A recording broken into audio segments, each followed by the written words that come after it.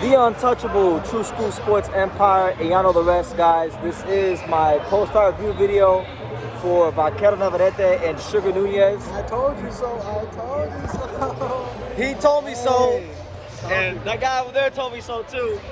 Vaquero, too much. Volume punching's too much. I told you so. My man right here, with the, I told you so, with the ticket. I'm gonna try to get you on that. But nah, Vaquero winds up getting the. They stopped the fight after 10 rounds. Really good fight.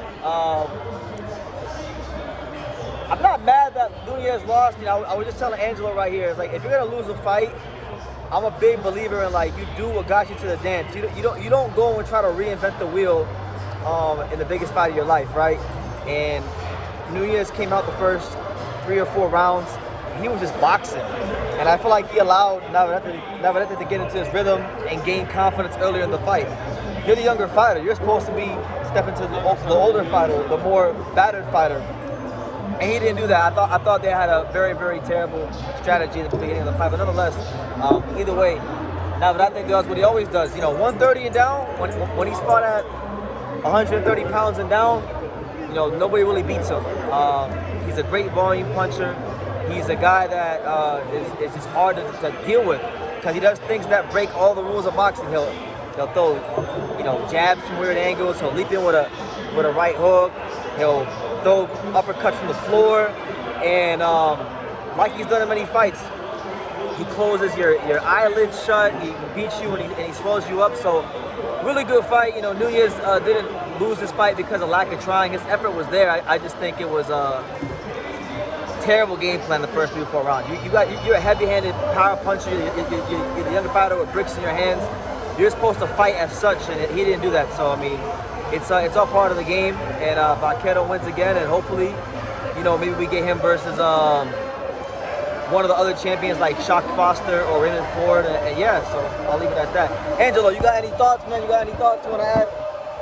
I thought Navarrete did his thing. I thought it went like I thought it was gonna go. Navarrete with the combination attacks, and yeah, it was gonna be something similar to what he did to Dogbe. Ivory Dogbe? Yeah.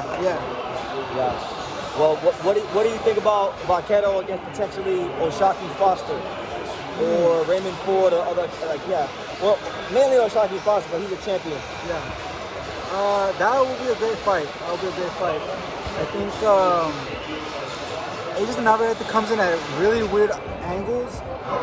He does it his way. Like, he does a lot of unconventional things, but it works for him. Yeah. So like, but the fundamentals are still there. Like, you still see the footwork. He still moves out the way of punches. He still uses his feints. He uses his jab, but his way. Like, a lot of, like, he'll stick his jab and then keep it out there, and then he'll feint, and then he'll move out the way. Like, he does very, like, things that only work for him. Yeah, it was I guess you could say the experience played a big role in this fight. For sure. And, you know, I guess even the corners as well, game planning wise. Yeah. Because Sugar Nunez, you're a big time power puncher. We're talking about he's boxing. Right. Why are you boxing? But you see what he did. When you see what a power puncher, what Navarrete did to Dogbe, power puncher, muscular, same thing. You know, Navarrete's got that style to where he's loose in it. He's real loose. These guys with power punchers got a lot of bulk on them, got a lot of muscle on them, so they get tired with all the feints. They get tired with all the contracting their muscles. Navarrete's loose. He don't got no muscle on him. He looks like he's just down like 5 thoughts before the fight. Yeah. And he goes in there and just So overall, great fight. Shout out to Sugar Nunez. He showed a lot of heart. Just like I said, a little bit outgunned. Just like I said, inexperienced. So it is what it is. I wanted to see him win. I thought he could have won if he would have stepped him earlier, but I thought you could have maybe banked some early rounds, put some money in the bank with the body shots early in the rounds. Use the youth to your advantage. Yeah, you didn't start hitting the body to like the 5th round. Yeah. You know, you could have done it in the very first round. Yeah. And at least slow Navarrete down a little bit more. Yeah, I thought he put himself in a position where you're chasing the fight. So now you're chasing the fight against this volume puncher, and you're gonna walk right into everything he's doing. So volume puncher that doesn't get tired. Yeah, so, hey, Vaquero, one of the great fighters of this era. Definitely always fun watching him and Sugar Nunez. And yeah, maybe one day, Angelo, who knows? Maybe you and Vaquero. That would be a great fight. What do you guys think, Angelo versus Vaquero one day? We would game plan correctly for this fight. That's a hard fight to game plan for because that's one of the things that you can't train for. Hey, Jim, what do you think, Jim? Good fight? Good? Good fight. Nice. It's a boy. Nice. It's a boy.